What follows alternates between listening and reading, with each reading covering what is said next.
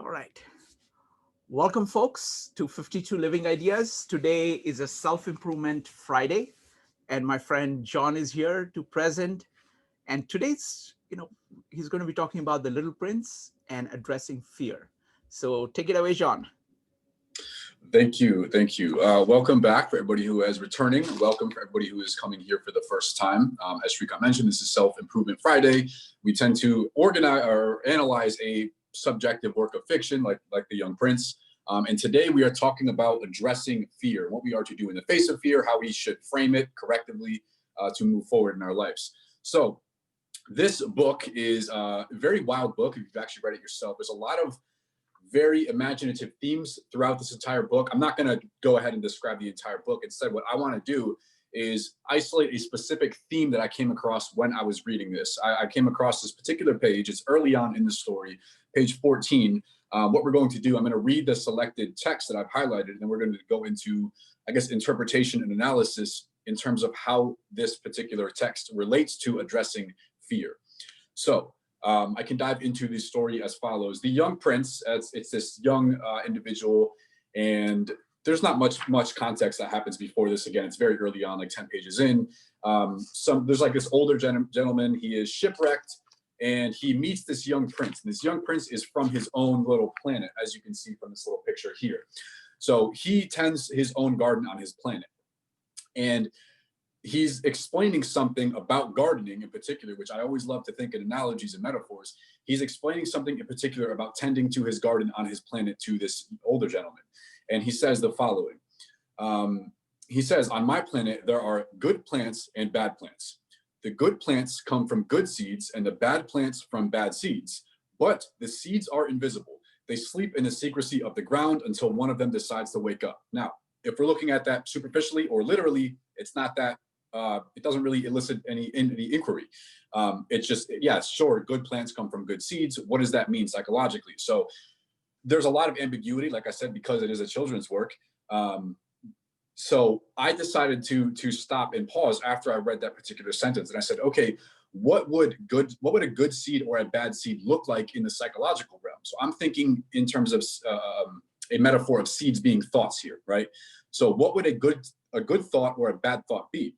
And there can be a lot of interpretations of this. You can say order or chaos. You can say being constructive, building something versus tearing something down versus being benevolent and being malicious or malevolent, etc. But I decided to find the theme of faith versus fear. So I would say anything born from faith, whether it's faith in the external circumstances, faith in your abilities, faith in your strength, in your talents, in your idiosyncrasies, or faith in your future, versus fear. Whether that's fear of criticism, it's a weakness, whatever that fear, however it typically manifests, I would look at that as unequivocally a bad seed, if you will. So with that in mind, what would that mean? That they sleep in the secrecy of the ground until one of them decides to wake up. That to me means that, okay, we all have these subconscious beliefs. Some of them we are aware of, a lot of them we are not. They unconsciously manifest themselves in our action until when we are, you would say, exposed to circumstances that would get those beliefs out of us, right? So if we sit like in our rooms all day, if we don't explore our comfort zone, if we don't go out onto journeys and experimentations in life, we're never really going to accurately, I would say, articulate our beliefs, our weaknesses, our strengths, our idiosyncrasies, who we are, what we believe, what we want out of life, what we don't want. So that could be the secrecy of the ground, right? Just staying in our comfort zone, staying in stasis. 2 weeks ago, we talked about the hero's journey. This would be staying in stasis. You would not go outside of your comfort zone. You would not leave the world of order. You would not step foot into chaos, again, out of fear, because that would manifest as a bad seed.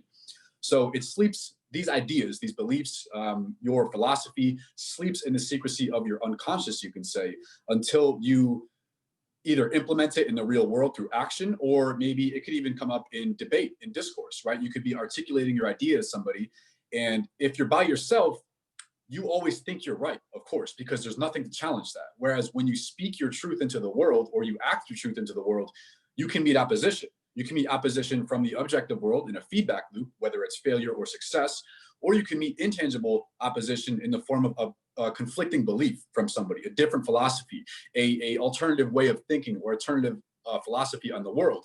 And this is obviously going to force you to completely identify exactly what you mean, exactly what you believe when you are in discourse. And that's why, for example, Shrikant looks at the breakout groups, very practically speaking, as the backbone of these meetups, because that's where the true investigation happens on ideas. If everybody was just listening to one person talk the entire time, not much is going to take place, because it's unchallenged, if you will. It's just one monologue, and if it doesn't have any alternative perspectives, you're not really going to define what the secondary perspective means, and the first idea is going to go unchallenged. So all of that is in the first sentence of this children's book. So that's kind of what it made me think of. So I paused and I highlighted it to think there.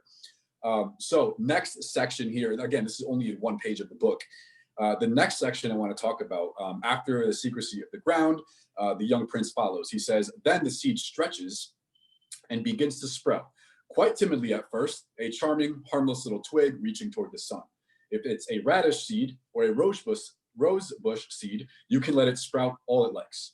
But if it is a seed of a bad plant, you must pull the plant up right away as soon as you can recognize it. In other words, as soon as you distinguish something from, faith or fear, you can say, or maybe disempowering versus empowering, you should take action and not, we talked about sins of omission in the past. You shouldn't let that thing grow, because obviously we know habits, beliefs are easiest to, the whole cliche, nip it in the bud when it's small. When it's manageable, you should address it as soon as you are able to identify it. Now, there's a little bit of contingency on this.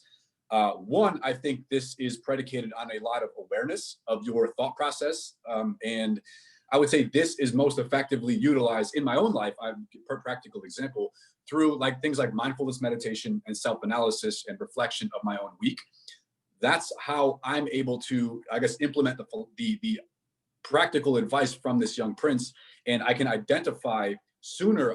It's not perfect. It's always a eternal work in process, but through, for example, meditation, for me, a very practical result is momentary awareness of my thoughts and of my beliefs. So I tend to act, I would say, more consciously, and I'm not really reacting toward the world. I always try to respond toward the world. It sounds like a very small distinction, but the outcomes are poles apart. So if you're being reactive, you're subject to being influenced by your proximal environment. And obviously people might not have your best interest in mind. So if you're reacting out of pure proximity, I think it's very dangerous. And I think that would be a slippery slope to, conflicting, going against the advice of the young prince here. It's not nipping that, it's not, pulling that seed as soon as it is distinguishable as fear. So presence is and self-awareness and analysis is a big predication here. The young prince follows. He says, now, if you attend to a negative seed too late, you can never get rid of it again. It overgrows the entire planet. So I would say this is, looking at the sense of fear, this can manifest very, very, very rapidly. So nothing ever truly goes away. We understand implicitly, people in psychoanalysis, Freud and Jung talk a lot about repression, for example. If you repress something, it doesn't disappear. It's going to come back with a vengeance, so to speak. And it's going to be magnitudes more influencing than it would be if you addressed it when it was small. So nothing ever truly goes away, especially these seeds of fear. And the human mind has a very powerful ability to, I guess, justify acting in fear. There's a quote I've always loved by Camus, I believe is in The Myth of Sisyphus. He says, those who lack the courage will always find a philosophy to justify it.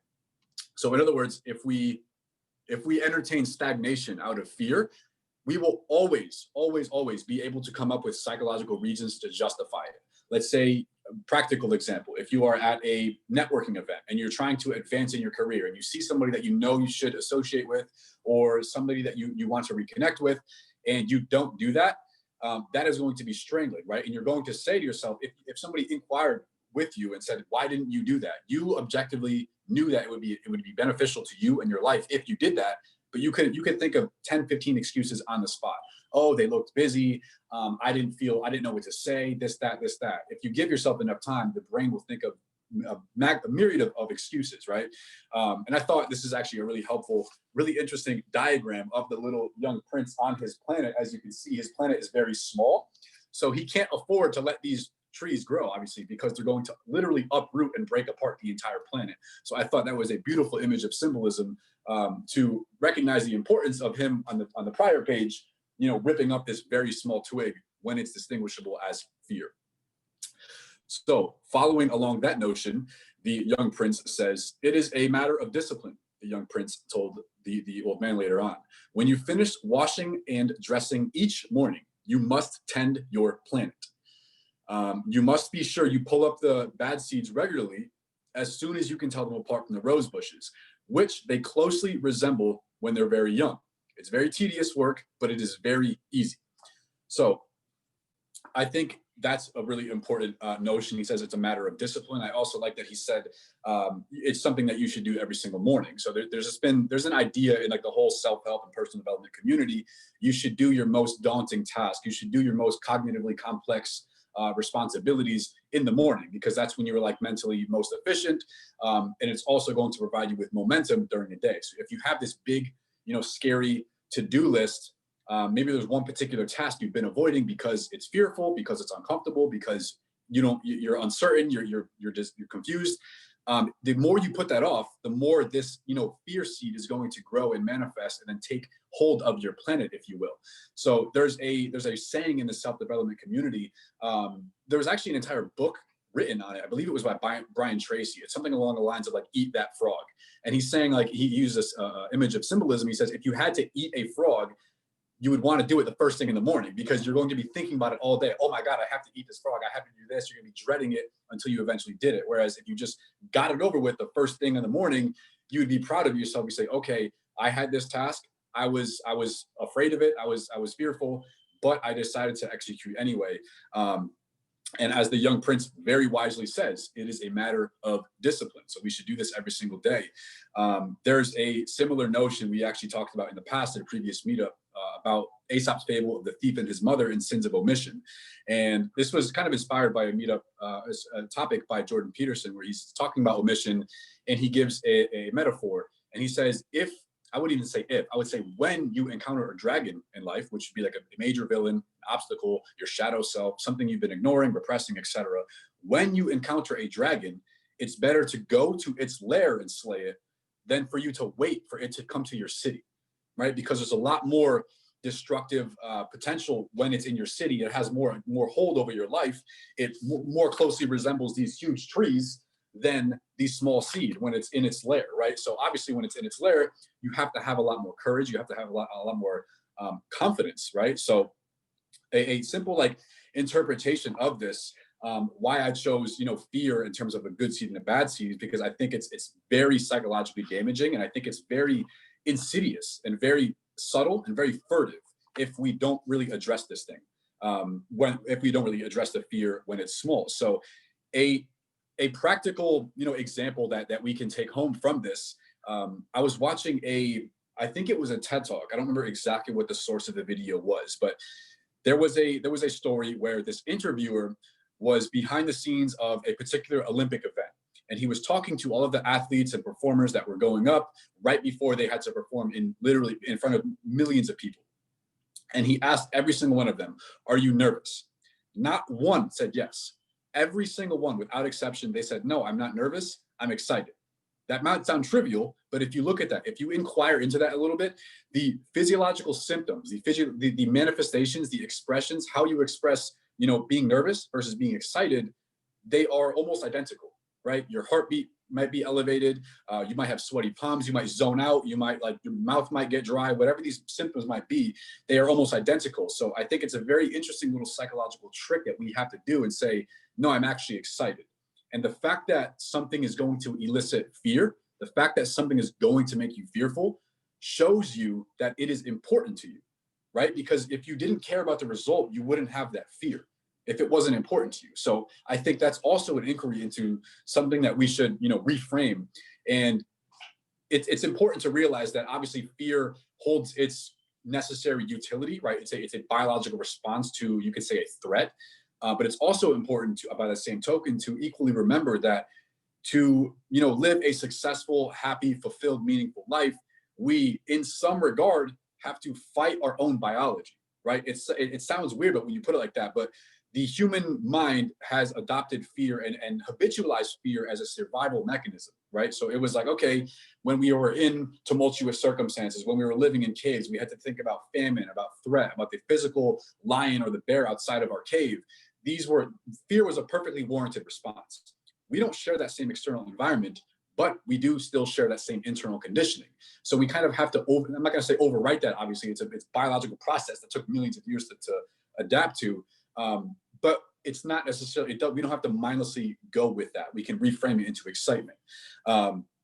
So something also to remember is, I think the fear is largely psychological in terms of once you take that first step, I think momentum is always going to carry the rest. So a practical example, when I was actually, right when I first joined these meetup groups in like December 2017, I was regularly going to StreetCons meetups here in New York.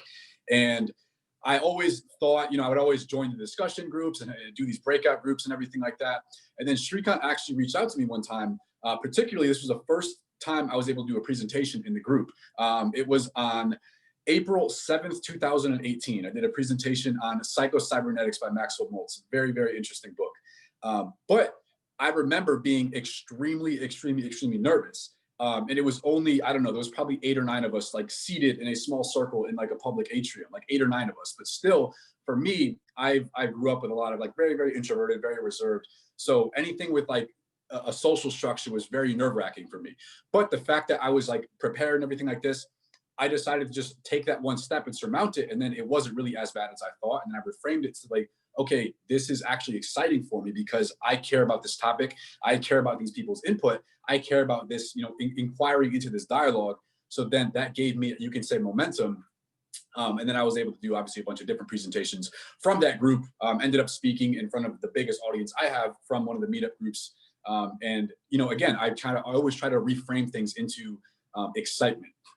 Another simple thing we can internalize when we are in the face of fear is to realize that we have to pay one of two pains. Okay, the first pain is addressing that fear, and this might lead to, again, the symptoms: being uncomfortable, being like sweating, being nervous. I used to get very, very afraid, like I said, of public speaking, and that would be the short-term pain. Okay, addressing that.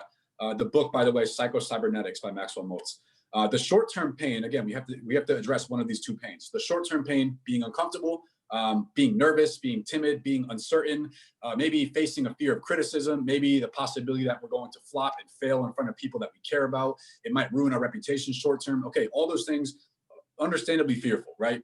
But what is the alternative? If you have that impulse to do something and you don't act on it, long-term, this is going to lead to, you could say, a guilty conscience, soul destroying and eating regret, shame, things that it's going to hinder your growth in the long term. So I think it's easier to pay the short-term price of the pain because you can't escape both. Practical example, I remember a specific instance when I first joined. I was in sales as a profession in 2013. This particular idea stuck with me literally for 7 years. I vividly remember this event of this regret. I had an opportunity to speak at an event, and I was kind of ambiguous with it. I was kind of open. I didn't make the verbal commitment, but I knew it was important to me. I knew that I wanted to do it. I asked the person, hey, I kind of just like threw it in the air. Hey, is it okay if other people speak at this event in front of a group of people? And he's like, yeah, that's totally fine. I should have made a verbal commitment and said, I'm going to speak, hold me accountable. I didn't do that. And to this day, I remember I had the opportunity to go up. It wasn't like I was announced or anything like that, but I could have just stood up and spoke to the group. And instead, what I did is I succumbed to my fear. I sat in place. I made myself look busy on my laptop or my computer. I opened a book or my notebook, whatever I was doing. And that was hiding. That was psychologically hiding. And I vividly remember that idea because it's painful for me 7 years later. So if I sucked it up, so to speak, and took that action, yes, it might have been short-term uncomfortable, but now since I didn't do that, it's been uncomfortable for almost a decade, right? So again, we can't escape these two pains, and I think that's a very simple way to reframe this what we should do in the face of fear. You can't escape two of the pains. You have to pay one of the prices. So in closing, I want to leave you guys with a an idea to keep in your mind when you are coming across fear. This was actually one of the first meetups I've done here for Zoom, and it was on Dante's Inferno and the idea of initiative and what we should do in the face of fear. So one, you could either keep the psychological extrapolations or the consequences of fear in your mind in order to have you act, pay this short-term pain. But what works for me is having this idea from Dante's Inferno. If you've ever read it, each particular level of hell is associated with a particular sin.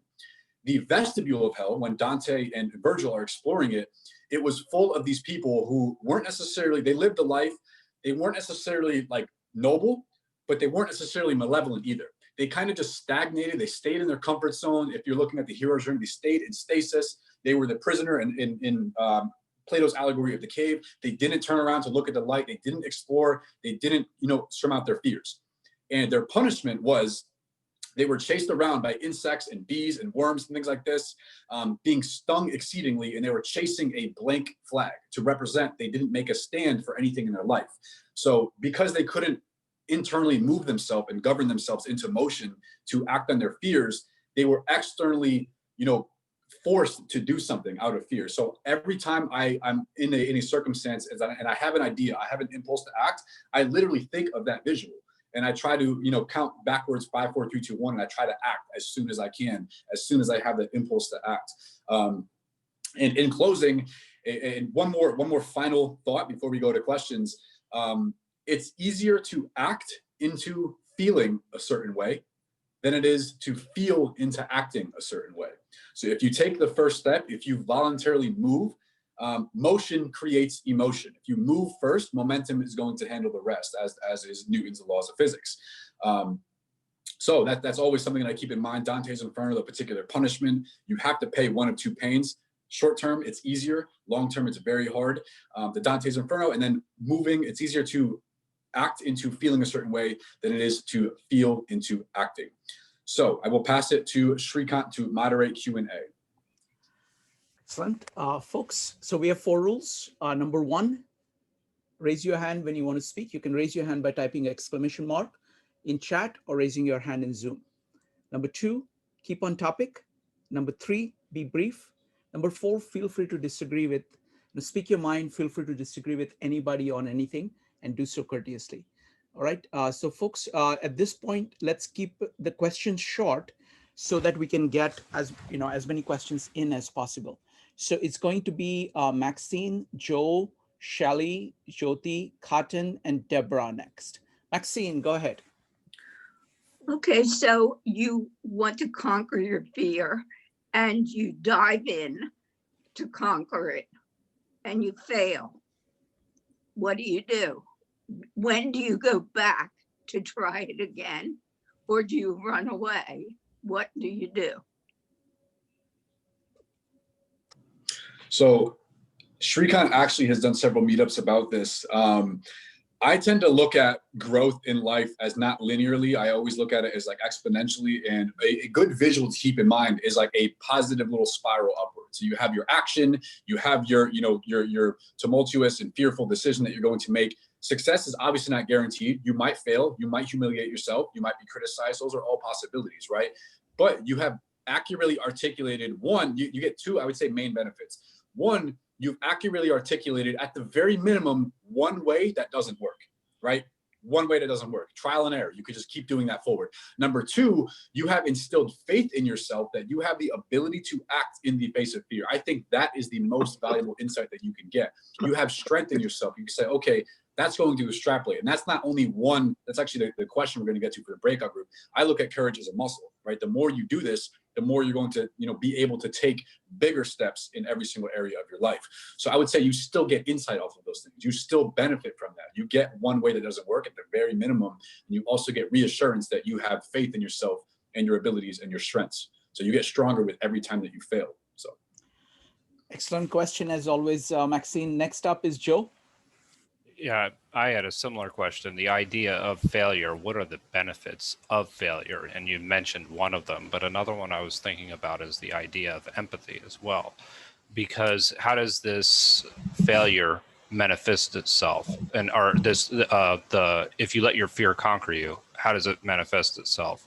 and I see it as manifesting itself through anger and, maybe critical of other people because, you just haven't tried yourself.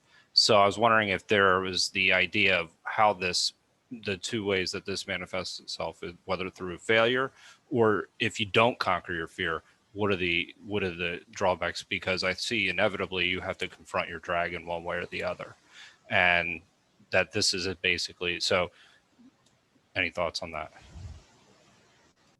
Yeah, so that's an important point to make too. And that could be an entirely different meetup subject in itself. Like if you can react objectively in terms of harsh feedback, right? Some people, you could just be in denial about it, or your ego can step in and say, oh, I didn't do this, it's the other person's fault, or they can blame whatever the external entity or event or circumstance, right? They might not take accountability. And if you don't take accountability, I think that's not going to lead to the positive spiral upward because you don't have any responsibility. Again, that can be an entirely different subject in itself, but this relates back to the second point that I made in the Young Prince in the text, which was like, once the seed is sprouted, once it's distinguishable, and that's again predicated on a lot of self-awareness, and that can be also an entirely different meetup subject in itself. Self-awareness, to be objective with yourself, to say, okay, I tried my best, I did this, here's my weaknesses. Like you have to be very objective, you have to be very humble. You can't really put your ego in the equation when you're looking at weaknesses, because again, it's very easy for us to justify our way out of isolating weakness or taking responsibility for a failure. It's very easy for us to say, oh, that didn't work because blame, because project, because displacement, right? It's very easy for us to do that. So there's a lot of underlying assumptions that that are taking place for somebody to live this lifestyle, I guess. But yeah, so it could be a little bit complex, but those are good insights. So next up is Shelley. Hey, John, I've got a question about how you handle something. So one of the decisions I made in my life a long time ago was if something scared me, then I was going to do it. Like it didn't matter how I felt, right? I was going to do it. But here's a conflict that I run into in my head when I'm facing that fear and I'm making a decision to act on something. And I was wondering, one, if this ever happens to you and how you handle it. Sometimes I think, okay, I'm scared, so I'm going to do it.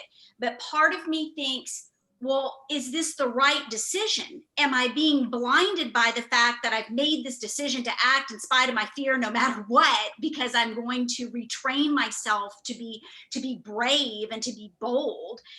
But sometimes I get a little conflicted in that, is it a good decision, and am I being blinded because I'm so determined to face my fear and overcome it?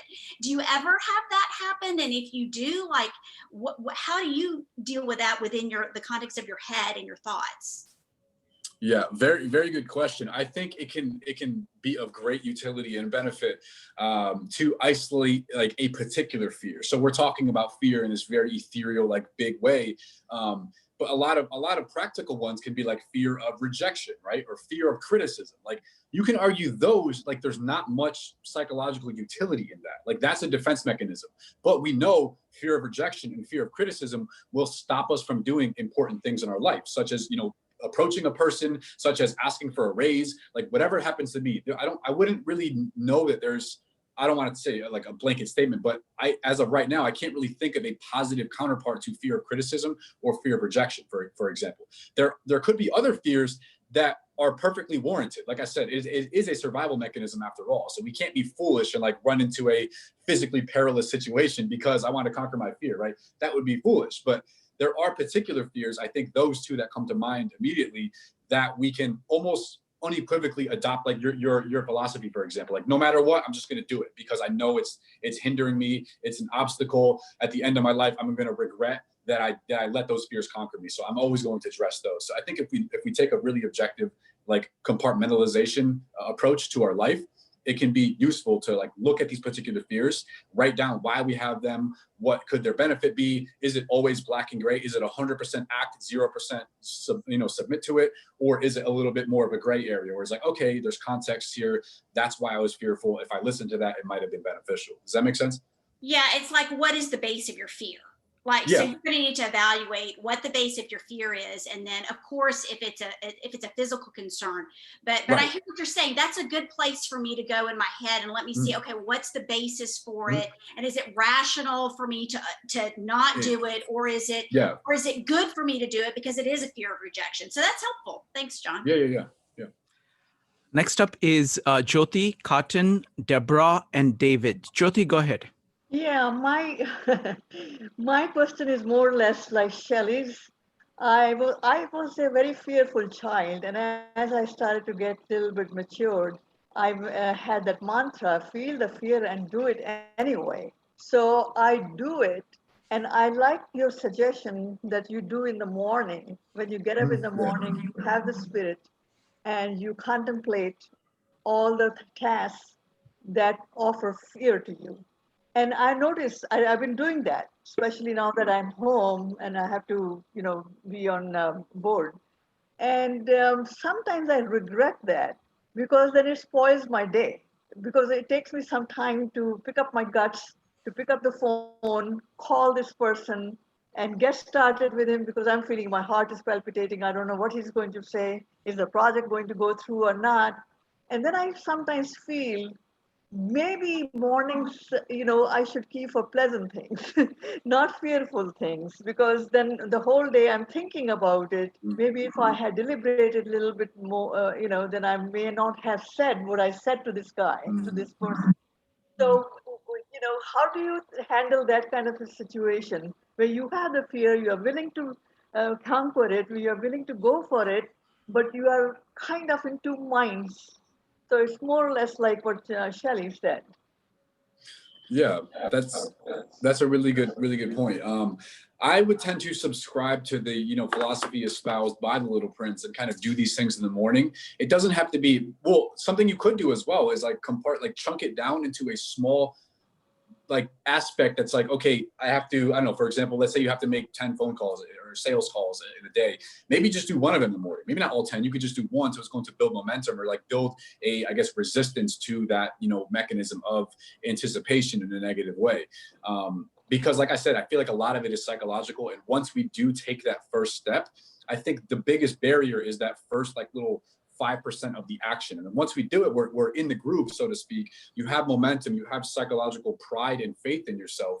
And then I think all of the necessary fears or obstacles in the future are a lot easier once you have that momentum, right? An object in motion tends to remain in motion, of course.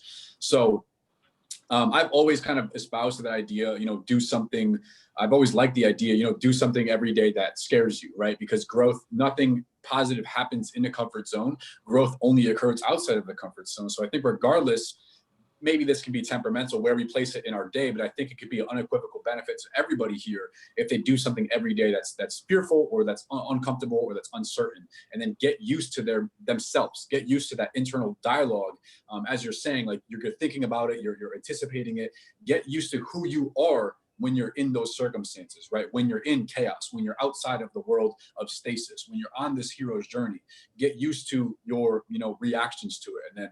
And then like you said, it could be at the end of the day, that could be all personal, where people want to dispense with them and all that. But yeah, I think we should all get familiar with ourselves in the face of fear and who we are in those circumstances. Next up is Cotton. Cotton, go ahead. Hi. So basically, what I'm getting is, first of all, I really like the courage as a muscle. So from your insights on how to deal with confront fear, is just pretty much confront it because that builds the muscle of courage, get stronger, etc., etc. However, isn't there some scenarios where fear is fear is also like some sort of your body's alarm system, like pain. So it's giving you some sort of a signal, like what do you call it, red flag maybe or something. So maybe shouldn't you kind of heed it sometimes? And are there some times when you're making a huge decision where one side is kind of somewhat like a progression, but a little bit safer, but the other one is like a full throttle, risk, and it's terrifying. Now, do you think about it, or does it still apply to those scenarios? Sorry, just That's okay. So I briefly addressed this. I don't think we should completely subscribe and adhere to the biological conditioning that we have. For example, if we were to do that, something that we can make a conclusion on, if we're observing our evolutionarily advantageous traits, would be to have a negativity bias. For example, I brought this up. It made sense to focus on all of our threats, everything going wrong. That was literally helping us survive when we were like in primitive tribes, in caves and things like that, right? Because like I mentioned, you had to focus on, okay, where's a lion? Where's the threat? You have to focus on, where's my next meal? Do I have warmth? Do I have enough stuff to start a fire? Do I have shelter? You had to focus on those things. So you can say it was evolutionarily advantageous to think negatively, right? So if we polarize that in the modern age, to be an optimist, to be looking for everything going right in the world, that you can argue is fighting your own biology, because like I said, that's not evolutionarily advantageous to think of everything going well. Like if somebody in the cave was just like, oh, everything is perfect, everything is fine, I'm grateful for all that I have, we're going to get through this, like that, they would probably be left off from their tribe. So I don't think that we should inherently subscribe and adhere to this biological responses. As you said, fear was a defense mechanism. It's your body warning you of an imminent threat. But again, I don't think it's necessarily always useful or always reliable. If we did completely subscribe to that, we would be safe, right? We would be safe, but then we wouldn't psychologically grow in any aspect. We would just sit home all day, because you can step outside and find 100 things to be afraid of. You can find 1,000 things to be fearful of in the environment. You just turn on the news and then be over encumbered by all of that. So I do think it has its merits. Like I said, in physical circumstances, like, yes, it's going to release adrenaline. That's a bodily response, of course. But in particular, like my answer to Shelley's question, fear of criticism, fear of rejection, I don't really see those as evolutionarily advantageous. They're not going to help us grow. They're not going to help us live more meaningful and fulfilled lives. They're only going to lead, in my perspective, to shame, guilt, regret, and stagnation and mediocrity. I want to just comment on this issue of kind of evolutionary base of emotions like fear versus a modern context. Take fear of rejection, okay? In evolutionary context, we evolved in a tribe of 30 people. So rejection from the tribe was actually death, okay? And that is how the emotion of fear is built in us evolutionarily. Now, in a city or in modern life, one person rejecting you has really no consequence at all on your life, but it feels the same way. So the emotions that we have, like fear, are completely disconnected from our actual context of life. So in that sense, and so you have to understand fear that you're feeling is that, okay, this is part of my evolutionary mechanism, and that's why I'm reacting like this. But there is no reason to feel this fear of criticism, fear of rejection, which was a big deal, which would have been a big deal in the evolutionary context, is actually nothing, and probably a positive thing, because you can learn from that, get feedback from that, and go to the next person, and you can grow from there. Wonderful. Next up is going to be Deborah, David, Barry, Yanfei, and Jean. Deborah, go ahead. Okay, so mine is actually about my questions about the book itself. So it's interesting when you mentioned the idea about the weeds as a metaphor for fear, because I feel like that's an interesting perspective. Like, I hadn't thought about it that way, but the Little Prince does say, I guess when he's leaving, that he really needed to get back to his planet because he'd been gone for a year, and he was worried about his flower. I remember that, which I guess is also a symbol. So he had been pulling up the weeds every day. And this is maybe just more of like an opinion question for you, but like, if he was worried about that, I don't see why they wouldn't necessarily overgrow his planet if he was gone, unless maybe like the flower is like the idea of love overcoming fear or something. Like, did you think about that? Or like, what would your idea be in terms of that? That's actually a really, well, first, I didn't actually think of it. I wasn't really looking at this, like analyzing a story to be like consistent across all boards, because it's very, you know what I mean? It's like a children's book. It's all over the place. Like, oh, the prince is on this planet, and then he flies to this planet, and then he's on Earth, and so it's like, I didn't really look at it consistently, but that is a very good way to look at it. And that's something I was actually going to include earlier about like the good versus the bad seed, because faith and fear, you could even say love and fear, they cannot coexist. They cannot coexist in the mind. You have to think in one of these two, disparities. It's like light or darkness, right? There's no source of darkness. Light just drives out the dark, right? So it's like, if you're in dark or if you're in fear, there's only a lack of faith, or there's a lack of love, or lack of certainty in some direction. And that could be, that could be symbolism in itself. That flower was like the light that's like getting the darkness off of the planet, right? So he left that, love, he'd left that faith on the planet, and that's why it wasn't overcome with these roots of fear, if you will. That's a really good point, though. Thanks. Okay, excellent. Next up is David, Barry, Yanfei, and Jean. David, go ahead. So my question, John, is in regards to the fear, could you relate this also to fear of it with avoidance? So one thing that comes to mind is you've heard the phrase analysis by paralysis, or analysis creates paralysis. So when you're facing a situation, you feel as though you're analyzing it to avoid actually having to make a decision, or to face your underlying fear of the situation. Yeah, I agree with that. There's a saying, an ounce of execution is better than a pound, an ounce of execution is better than a pound of analysis or theorizing, right? And I think that is inherently out of a fear of being wrong, right? And that could lead from a fear of criticism. When Shrikant was talking about like the evolutionarily advantageous aspect of not being rejected or not being criticized, there's a really, really interesting book if people wanted to inquire on this line of like evolutionary biology. It's called Social by Matthew Lieberman. And he talks about how social pain, so embarrassment, criticism, being exploited, being embarrassed, whatever, it's processed in the same exact region of the brain that physical pain is. So it's like it's one and one. It's completely proportionate. It's completely commensurate. And I think that's an interesting way to look at it in terms of like they don't want to be wrong. So they're trying to analyze what's the most effective way where I'm going to feel the least amount of psychological pain. How can I be certain to be the most right? So they're going to analyze all these things and theorize on paper. But again, I feel like the person that's just going to, okay, if this is a vaguely good idea, I'm just going to execute and see what happens. Yes, they're going to fail more, but long term, you extrapolate that, they are going to be miles ahead of the person that's just theorizing, thinking all day.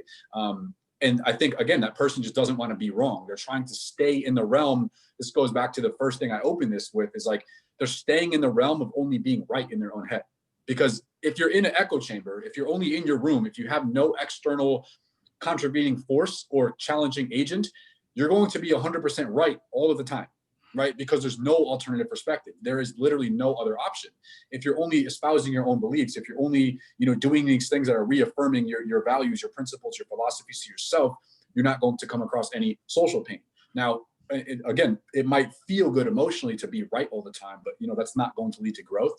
And again, I do think that is inherently a fear. I would say mainly probably of rejection or criticism or just being wrong. That could be just like an ego thing. You know what I mean? You don't want to be wrong. You don't want to look weak. You don't want to look underprepared. You don't want to look ignorant to other people, for example. So there's a lot of, underlying implicit fears behind that. But again, I think all in all, it's usually better. There is a good mix. I don't want to polarize it, of course, but it's usually better just like having affinity for just action. Once you have a vaguely good idea, okay, test the result in the world.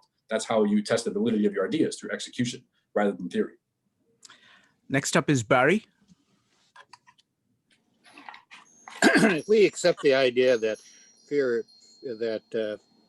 courage is like a muscle, and if you exercise that muscle all your life, then as you get older, you're going to have more courage.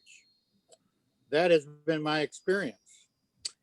And but my problem is that other people that I'm close to don't share the courage.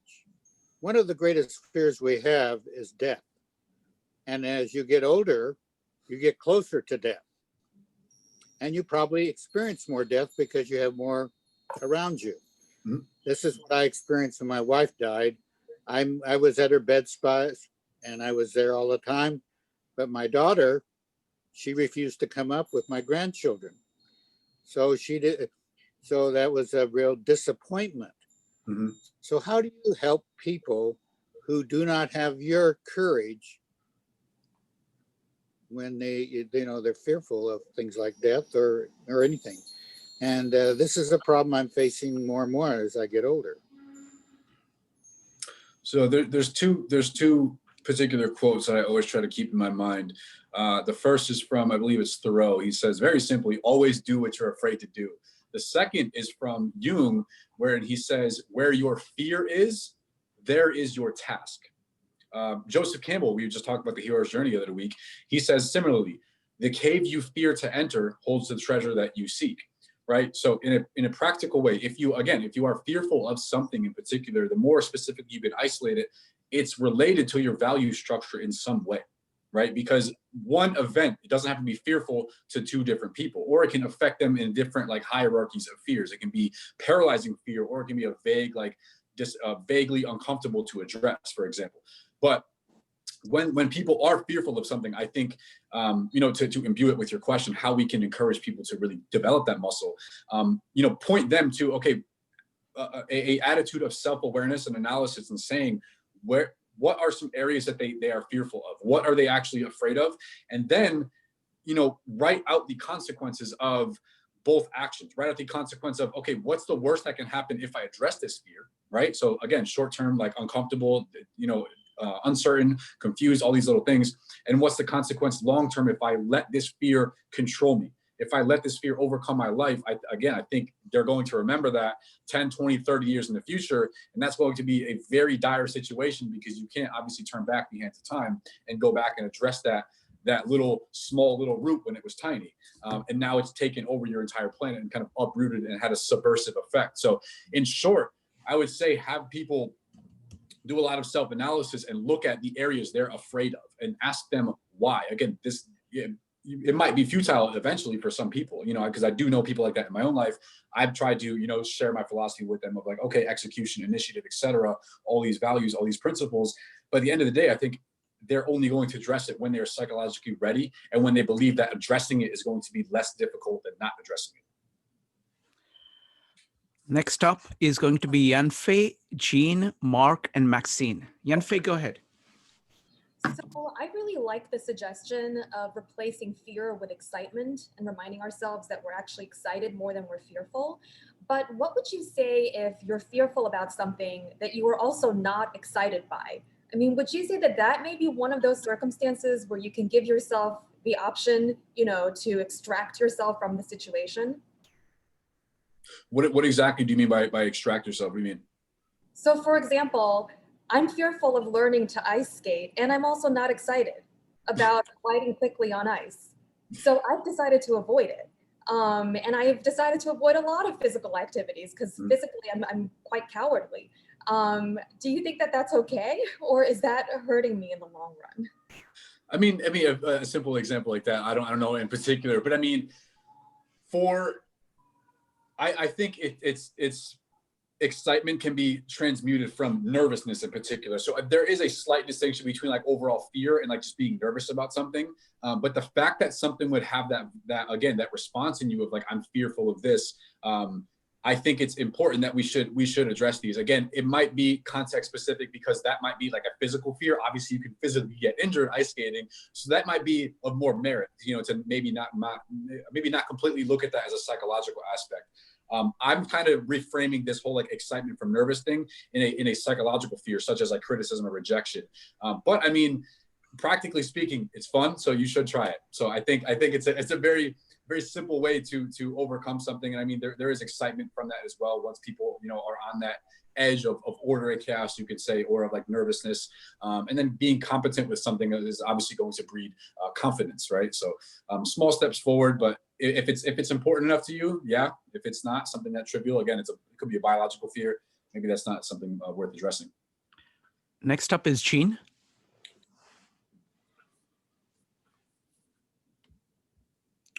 Jean, you need to unmute yourself. Oh, sorry. Yeah, so a lot of my friends think I'm fearless. I don't quite understand. I just learned recently from today, I realized maybe because I don't really care about other people's opinion. That's why they think I'm fearless. And I found every time I have challenged the physical fear, like I went to skydiving with a group of friends, And I usually don't overthinking, so I didn't think much until we're already in the helicopter. So it's like, and the door is open. I was like, what I get myself into? So, and there's no way out. They're like, but the first maybe a few seconds, pretty scary. But after that, it's amazing. So I strongly recommend everybody I saw. It's like, this is the best experience I ever had. But anyway, I think it's really beneficial to challenge yourself. Sometimes it's just this very free experience. What my fear actually is psychological fear. I cannot watch thriller or like very dark, like line, Silence of Line, those kind of movie. Most of the time I cannot see at all. So I'm not sure it's really worth to challenge myself to watch those movies at all. Right. Right. Well, I mean, I like what you said in the beginning, though, how, like you said, your friends will look at it from a different perspective and say that you're fearless. Something very simple that I've tried to, internalize in my life is like this idea of dying empty, right? So not like going through my life with like unexplored curiosities or unexpressed desires, right? So it's like, if I have an inclination to something, I want to express it. I want to, quote unquote, die empty. Mark Twain says at the end of your life, you're going to regret more than what you didn't do than what you did, right? So I feel like you should just try all of these things. Look at your life as an experiment. If you have an inclination to try something, just do it. Like, what's the actual worst that can happen, right? And this could sound like very, very morbid, but there was this speech I was watching one time, and he was like, he took this to the very, very, I don't remember the speaker. He took it to the extreme end. And he says, the richest place in the world is a graveyard, because that's where you're going to find all the people that were like, okay, they succumbed to fear. And he looked at it as rich because all of the unexpressed potential, all of the people that succumbed to fear, all the people that never shared their ideas, they never told people how much they meant to them in their lifetime. They never wrote that book that they always wanted to write. They never played that musical instrument that they always wanted to do. So it's like they died with that inside of them, he looked. And again, it's a very morbid thought, of course, and it's projecting on them as well. But that's just kind of something I've always tried to internalize, is like, die empty. It's better to live.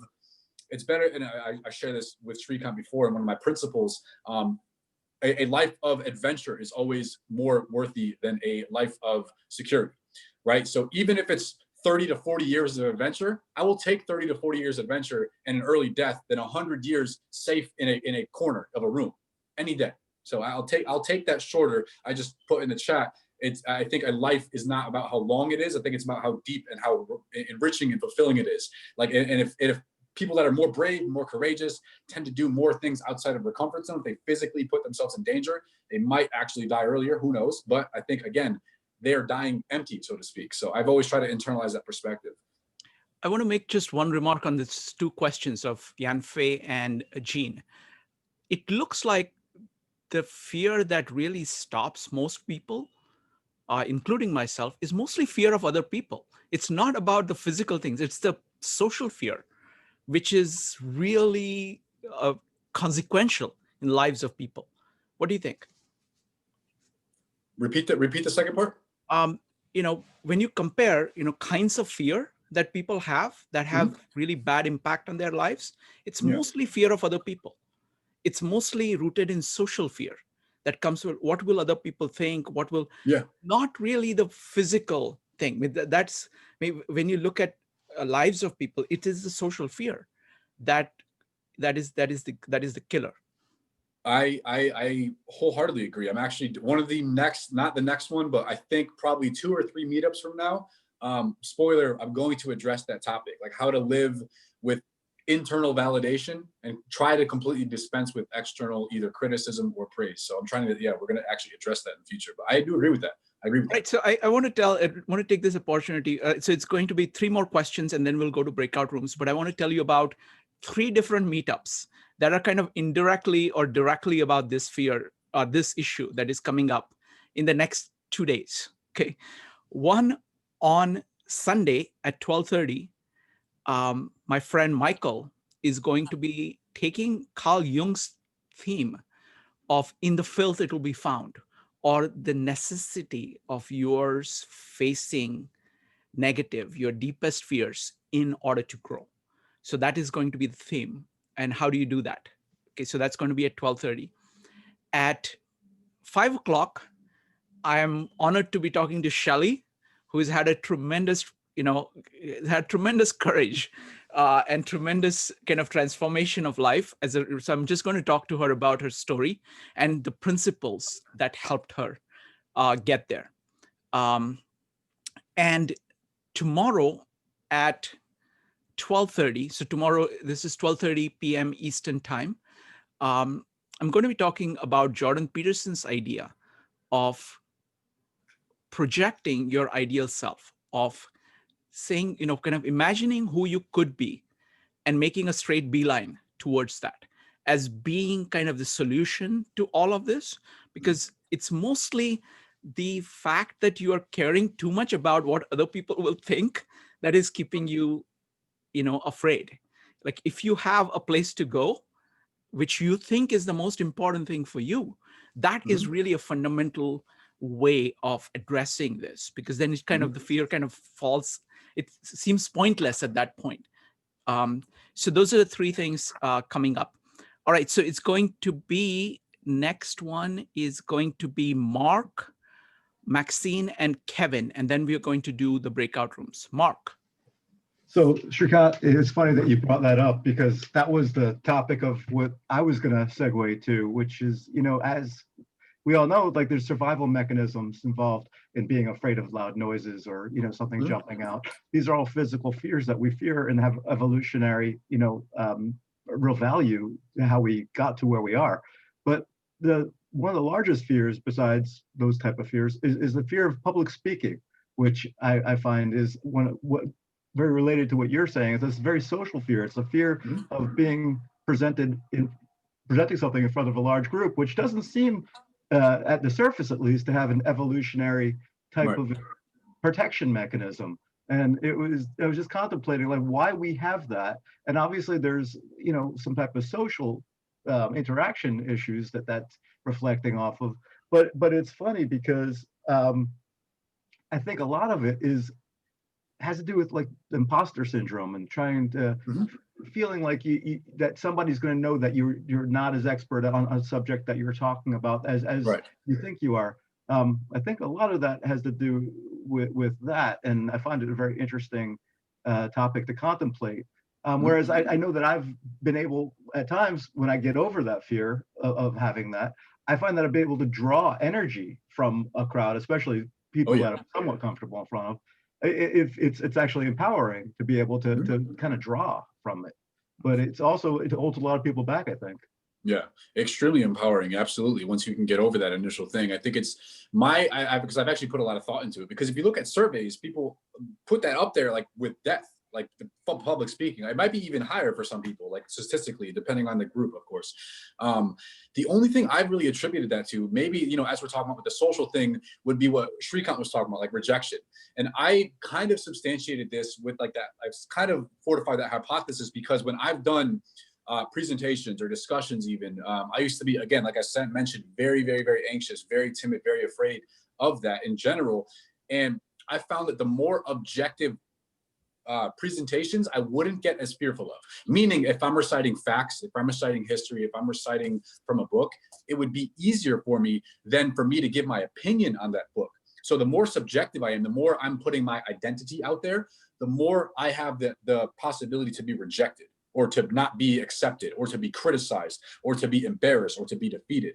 That's something I noticed when I started doing presentations early on, was, again, the more of myself I would put out there, the more it would be fearful for me. So that could be, like I said, the evolutionary thing of wanting to be accepted, not wanting to deviate from the norm, having an opinion that's different from everybody else's, that's, societally dangerous or evolutionarily dangerous.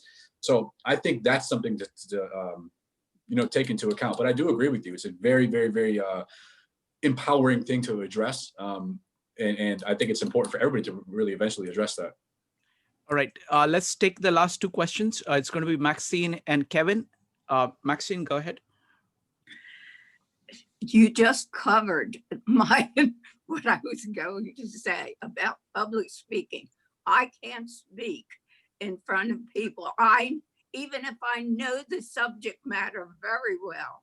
and I have rehearsed what I'm going to say, and I just freeze. I can't do it. So then you make a fool of yourself, and you can't. It's terrible to try and repeat the process. Okay, so you do go and repeat the process, and maybe you repeat it 5 times in a row. When do you stop and say that's enough? Well, I think there's a few underlying statements. And first of all, I think you're going into it with the expectation that you're going to do bad because you just attached, I can't do that, right? And second of all, I mean, you're doing it right now. There's people in the audience, right? So in a way, you are public speaking in a sense. But I feel like if obviously, when you do, let's say if somebody does fail, if somebody does flop, it's never as bad as you think. People don't necessarily remember it. I've been like stuttering in presentations. I've done all these things and I thought like I did terrible. And I'll ask my friend like, oh, how was that? Was I congruent? Was I consistent? I felt like I was all over the place. And let's say, no, it was fine. Again, we're very critical of ourselves in terms of another perspective. Even if I did flop, people are going to forget about it tomorrow. It's really not that big of a deal. And I'm speaking from complete experience. I've taken several psychometric analyses. All these psychological tests tell me I'm supposed to be, specifically if we're going about MBTI, I'm supposed to be the most introverted out of all of the 16 personalities. And if I was able to, do these, presentations and moderation groups and get over that fear, I think that's a testament to anybody really can do it. Maxine, I'm sorry to have to disagree completely with you. I've heard you talk. I've heard you tell your stories of how you left and came to do an acting career in New York by leaving everything behind and going through all kinds of stuff to make it happen. So I don't believe for a minute that you let your fears stop. But that is extemporaneous. That is not something that's prepared. And look at how beautifully you speak during these meetups. I can't believe it. So I don't disagree. I'm sorry, but I have to disagree with you very strongly on this. Next up is Kevin. Thank you, thank you, John. Our life is about experience. Failure is not a loser. I got the idea. I'm not sure, John, what's the point of it. If it is good challenge, why not take it? Do it, try it. It's by the way, if people see the failure, what kind of failure? You need to validate it's real failure. So only it doesn't work for you. Don't make it up. Possibly it's emotional pressure. Thank you. Yeah, thank you. I agree with that. If you have something that you wanted to do, just always try it. You're very rarely going to regret something that you did. Well, not very rarely, but it's more prominent that you're going to regret not, taking that shot when you had the opportunity, when you had that window of opportunity, you didn't take it. That's going to stay with you a lot longer than maybe messing up or making a mistake or being embarrassed. Like that'll go away. That'll be very temporary. So I agree with you. Yeah. All right, John. So what are the questions that people should talk about? Okay, we have 3 main questions for the breakout groups. The first is, do you agree with the proposition that courage is a muscle? Or do you think it's kind of more attributed to chance or circumstance or other external entity? The second question is, what have you used? What are some methods that you use to act in the face of fear? What do you tell yourself? What do you convince yourself of? What are some things that you do to act? And the third question is, what are some of the consequences of succumbing to fear? So what happens when we are paralyzed? What happens when we don't act and we give into that fear? Wonderful, folks. So we're going to do these breakout rooms of about 6 to 7 people each for about 20 minutes. Rules in the breakout room: please let everybody try to answer these questions. Give 2 minutes for everybody. Let everybody put their thoughts on the table, and then have a discussion. Anybody who wants to share, please give them a chance to share. And then we'll come back in 20 minutes and then we talk about our takeaways. Fear is a very deep thing. So I want to know what you're walking away with and what your thoughts are on fear and how do you face your fear. So, and then we'll take all of that and we will look at some common themes together. All right, starting the breakout rooms now. Welcome back, everybody. Hi, John, are you back? Yes. Excellent. All right, folks. So it's time for takeaways. So we're going to be talking about not just, I would love to hear what your approach, what your thoughts about fear are. You get between, about 2 minutes or so, and whatever you learned from this meetup. So you can choose anything. So I'm going to start with Jonathan, Meryl, and let me see, I'm losing people here. Okay, there it is. Okay. Jonathan, Meryl, and Ryan. Jonathan. Oh, you said skip for now. Oh, okay.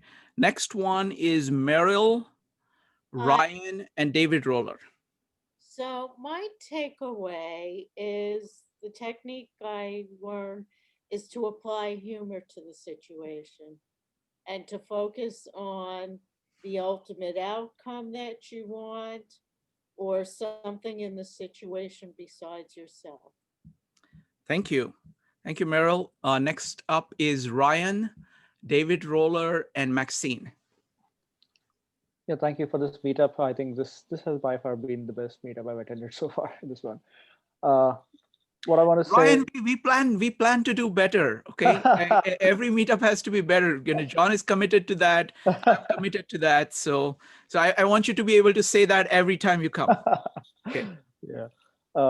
I think my takeaways are mainly like to see and to learn from other people's experiences. And that's why I kind of come to this meetup, and to see how everybody else is dealing with the problems in their lives, and some of their challenges, some of their regrets, some of their strategies to overcome them. And I think those are my takeaways. Wonderful. Yeah. Thank you, Ryan. Next up is David, Maxine, and Shelley. David. So first, John, you did a great job tonight. A very thought-provoking for me at many different levels. I guess the one takeaway that I got, and the thoughts occurred right at the end of the breakout section, and something that Joe brought up was,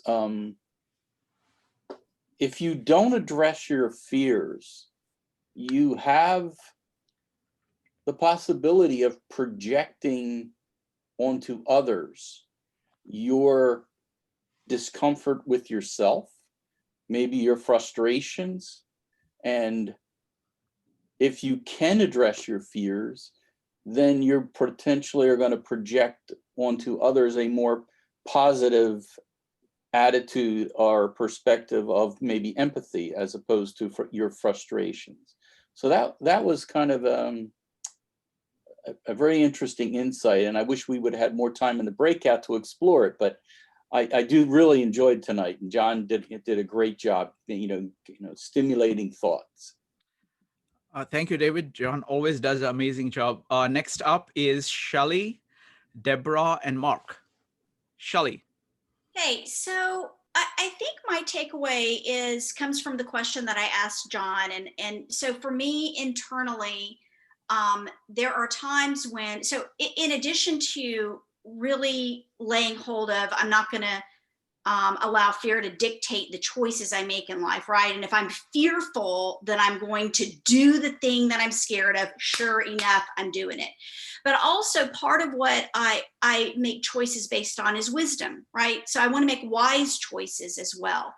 And so sometimes I get caught up in my fear of this idea, well, is this fear in my head? Is this really, because it's preventing me from doing something that's unwise? Like that's where my mind goes.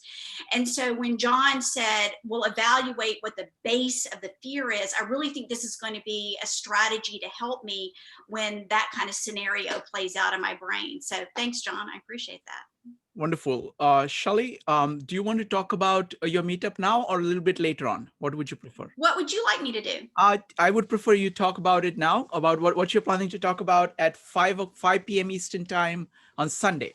Okay. So I recently, a couple of times here in the meetup, I've made reference to some situations in my life where I had to really lay hold of bravery and own my fear and act in spite of that. So I became a single mother to 5 boys about 10 years ago. And I had no career, I had no money. I ended up being on welfare with these 5 children that I had to raise. And I just bought a house after 10 years. And so I have gone from literally abject poverty and not knowing how I was going to feed my children or put a roof over their head to having a successful career that I love.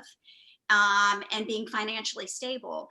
And so Shrikant asked me to tell my story, and I'm going to go through a little bit of background, my history, my formative years, and then I'm really going to get into the meat and potatoes of where I was and some of the things that I think propelled me on to success. And one of them is, my big mantra, which is I will not allow fear to dictate my destiny. That was foundational for me getting to where I am. And when I put in the chat and I said that failure is a stepping stone to success, I have lived that because I failed way more than I've succeeded. And yet here I am, right? In a place of financial security. So anyway, thanks, Shrikant. Wonderful, wonderful. I'm very, very excited to talk to you, Shelley. So this is going to be good. So it's going to be on Sunday at 5 p.m. Eastern time. Next up is going to be Deborah, Mark, and Jean. Now, Deborah, we have to give you credit for introducing this book to us. Oh, yeah. Deborah, go ahead. Oh yeah, you're welcome. I was like, oh, I wonder if they're going to mention that. Thank you. So yeah, I guess like 2 things, that people deal with fear differently, and it's definitely situation dependent, but also like it can be easy to see other people's fears as irrational if you yourself don't experience fear that way. So like public speaking, for instance, I don't feel fear when it comes to that. So I'm just like, oh, all these people are so scared. Why? It's not that big of a deal. But I think it can be important to maybe ask people why it is they feel the way that they do. Because if they express that to you, then like maybe in helping them come up with coping mechanisms, you can apply that to yourself, strategies to yourself. It's a compassionate thing to do, but also like, I think that even if you don't have that particular fear, like I said, maybe you can realize that maybe you have fears that are similar and just apply that to yourself too, yes. Wonderful. Thank you. Thank you, Deborah. And we're keeping track of everything everybody's saying, and we'll look at kind of the common themes that come up. So it's going to be Mark, Jean, and Yanfei. So as Mark is that Mark with a K or Yes. Mark with a C? You, sir. Oh, okay, Mark with a K. Sorry. Yes. 2 quick things. I think that there's 2 fear situations to consider.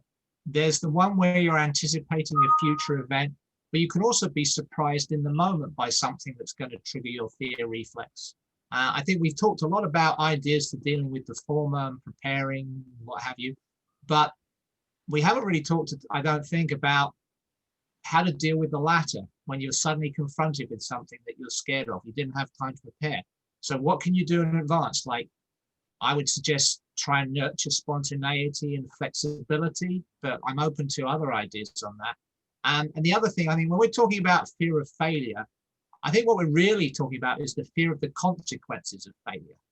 So like, it's not an abstract thing. There's a particular thing you're worried about, like, oh, I'm going to walk on a tightrope. I could fall to my death. Okay, so my way of dealing with that is to use my value system to determine the risk versus reward for myself, and also to consider steps to mitigate the risk. So like in my case, the tightrope, maybe I'll add a net, and maybe I'll take more tightrope lessons before I attempt it. So that's my 2 cents. Wonderful. Thank you, Mark. Next up is Jean, Yanfei, and Mark with the C. Yeah, I think through the discussion, I think the society and organization and religious group, they tend to like use fear to control people. That's their tool to control. And we have the responsibility to not be controlled by that. They try to sell your product through your insecurity, through advertisement. And the church is trying to scare you to go to the hell, to join their group. And corporate, they scare you, so you don't want to lose your job. You're trying to eat up whatever they throw at you. So I think when I first joined my job, I mentioned I was on H-1B visa, and I realized that, and I said, I will not let fear to conquer me, because what you give up with fear is your freedom of your will, which is most important to me. So I end up find another job. I did my own visa, did all the document, save my attorney money. So anyway, so another way to facing the uncertainty or fear is, my experience is, you just say, because most of the things we're trying to do is have done by other people. So it's not humanly impossible. So if it's humanly possible, other people can do it. I just haven't figured out how to do it yet, but I will figure out because I'm human. So Wonderful. Not like Elon Musk, he's challenging something humanly didn't do. So he's more unfearful. Thank Wonderful. you. Thank you, Jane. Next up is Yanfei, Mark, and Barry. So my main takeaway is that my breakout group, and I think probably this meetup as a whole generally, seems to be very supportive and authentic. So during the breakout group, I was sharing my fear of finishing a children's book that I've been working on, because I'm worried that it may be politically incorrect, or after all the time that I spend working on it, it still may not get published. And the group was really encouraging me to be true to myself, because that should be the main goal of writing. And if it gets published, then that would sort of be icing on the cake. And then another fear that I've had is fully expressing myself with other people, because especially if I have views that are different from theirs, I have found, especially during these times, that I have lost friends and I have lost acquaintances for being true to myself. And the group, again, was also urging me to speak up and to be true to myself. And I found that to be extremely encouraging. So thank you. Thank you, Yanfei. Next up is Mark, Barry, and Jyoti. So I just wanted to thank both Shrikant and John for an excellent meetup once again, and John specifically, for kind of help to bring our small breakout group into a lot of good discussion areas. I guess my takeaway would be, we talked about a bunch of different types of fear and courage and finding it, and whether it be, in speaking or in losing a loved one, or, of being fearful of failing in general, or even being thrust into a situation where, you don't know you need to have courage, or you don't know you need to be able to be pulled out of it, but you're just thrust into it and you're forced to act. In any of those situations, it seems that if you have some faith in yourself and see through like the fact that you're in a situation, you must act somehow, and to get through it with some faith in yourself, that goes a long way. Thank you, Mark. Next up is Barry, Jyoti, and Jairo. Barry? What I learned is different strokes for different folks. I'm working on a book that contains my poems, paintings, and prose. I call it My Journey from Grief to Growth in Green, Oregon. And all these things work for me, and writing things down in my journal, painting, writing poetry. I have an engineer viewpoint, and I look at paintings as my blueprint, and I look at my poetry as specifications, and I look at my journaling as kind of my operating manual, and I practice all these different things, and they seem to work for me. But there are people that that doesn't work for. It's all based on the concept I found is really useful. Where your focus goes, your power flows. And if you're not able to focus, then your power is going to flow many different directions. And it may be due to brain injury or chemical imbalance or some experience or, some tragedy, some trauma. And so we need to be patient with each other and empathetic with each other, that maybe our way is not always their way. That's what I take away. Wonderful. Thank you. Thank you, Barry. Next up is Jyoti, Jairo, and Linda. Jyoti? Yeah, hi. This was a very relevant topic for me. At every stage of my life, I've had some fear or the other, and I have always fought them out. My story is that of a unsung hero. I've done a lot of things for other people, for myself, and I've just been fighting and fighting and fighting. First, it was a fear of getting a job, then fear of speaking public in the public, then fear of accent or whatever, then fear of people who will turn on me. And then when I lost my husband, the biggest fear I had was fear of loss, that I don't think I can live anymore. So, but I have always come up with some or the other strategy. As confident and as bold I seem on the surface, I have always had a challenge in my life. So I think fear, I will say what I took from this, no matter what kind of fear you have, nonetheless, you have to fight it out. You have to do it, you have to move forward with it, because if you don't, you paralyze yourself. Thank you. Thank you. Thank you, Jyoti. Next up is Jairo, Linda, and Jeff.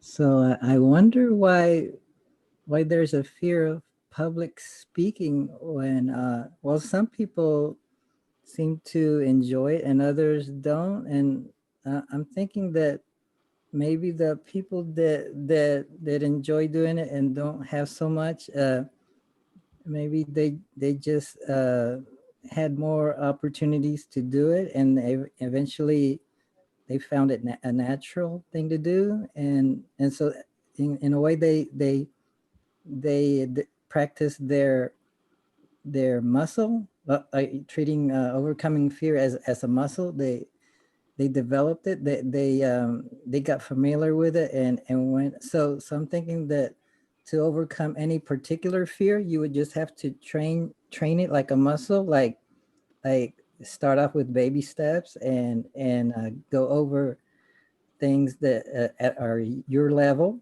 and go up different more higher levels, so you could apply that to any kind of skill you want to learn.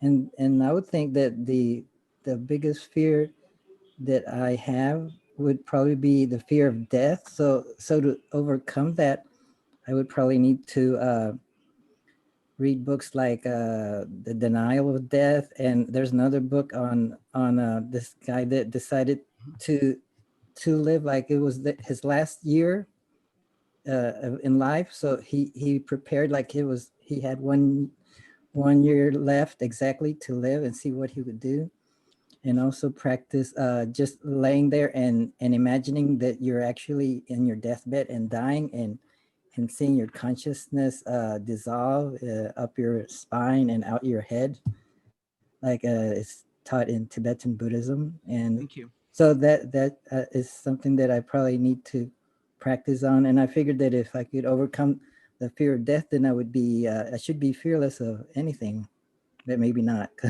Wonderful. Thank you. Thank you. So regarding fear, I have to tell you a story. I was teaching my niece, who was about 6 at that time, how to ride a bike. And I kept doing that. And after a while, I would hold her seat and run beside her. And then I was running from, behind, holding the seat. And I figured out at one point that she had a very good balance. So I kind of let go and kept running with her. And then after a while, I just kind of stood back and let her go. And she did not notice that I had kind of left, and she just went all the way to the end of this large playground. And I still remember, and then I ran to her when she stopped. And I still remember her big eyes. And she said, "Shrikant, the only thing that was stopping me was fear." And I was like, she was very puzzled. But at 6, she kind of got it, that, she actually had learned it long time ago, but it was just that last step that was stopping her. So next up is Linda, Jeff, and Joe. Linda. I wish you helped me with my bike. It took me a year to learn how to ride bicycle. Well, anyway, what I share at the group is my mom is, she's not perfect. She was very abusive, but there's one great example that she shows to me in facing fear. She has a small clothing store in a small town in Indonesia. But at that time, Indonesia, we don't have like enough nice clothes. So she would like go to Japan, Hong Kong and Japan to buy clothes, nice clothes. He doesn't even speak the language. There's one time we arrived in a big, huge clothing factory. When they almost closed, they say, sorry, you arrived too late, we closed. And my mom said, I'm sorry, we took the wrong train, and please. And she was just keep bowing and bowing. And the whole factory opened for another hour just for my mom, while she doesn't even speak Japanese. So I think I learned a lot from her. That's why when I moved to this country and I say, oh, I'm going to write a book, other people is like, are you crazy? You don't even speak good English. I do public speaking, I'm like, I'll just do it, And Shirley point out that when we are brave, we inspire others around us to be brave. So that's a good thing to do if you, like your niece learned early. She's a lucky girl. So yeah, that's just what I want to share. Thank you, Linda. Next up is Jeff, Joe, and Monique. Jeff, what are your takeaways? Well, you just reminded me of a few things, John and Shrikant. There were times in my life where there were some major things that I wanted to achieve, and they did scare me. In fact, this whole subject of fear is a terrifying subject. And but I had the wonderful experience of having some great mentors who were very encouraging, in the true meaning of the word, strengthening your heart. And they would share with me that, yeah, this was a big risk, it was a big challenge, but they believed in me, and it was okay if I failed, but they did believe I was going to be able to do this. And one of my greatest quotes about this, that kind of a situation, was from Teddy Roosevelt, who said, "It's not the critic who counts, not the man who points out how the strong man stumbles, or where the doer of deeds could have done them better. The credit belongs to the man who is actually in the arena, whose face is marred by dust and sweat and blood, who strives valiantly, who errs, who comes up short again and again. Because there's no effort without error and shortcoming, but who does actually strive to do the deeds, who knows great enthusiasms, the great devotions, who spends himself in a worthy cause, who at the best knows in the end the triumph of high achievement, and who at the worst, if he fails, at least fails while daring greatly, so that his place shall never be with those cold and timid souls who know neither victory nor defeat." And I would just offer that to all of you as encouragement as you face things that you are maybe a little bit scared of, but that are important to you. Be of good courage. Wonderful, Jeff. That was amazing. Thank you. Thank you so much. Next up is Joe, Monique, and Sharon. Joe? Thanks for another great presentation this evening. The thing that I'm actually taking away is what David had mentioned is what the idea of not acting and letting fear dictate our actions, and how that can manifest itself into things like anger and becoming a critical person. Whereas if you actually try to overcome your fears and there's failure in that process, you develop an appreciation for what it is that someone else is either doing or what you attempted to do and maybe failed in that process.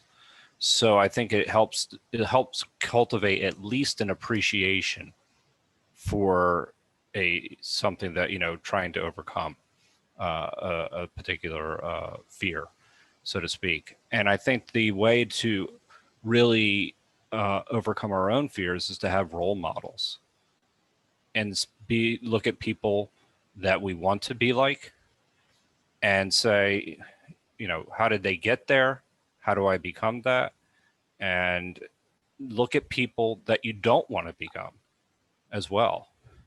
You know, people that are critical, that are begrudging other individuals, people that are undercutting other individuals, that are just not necessarily ethical people.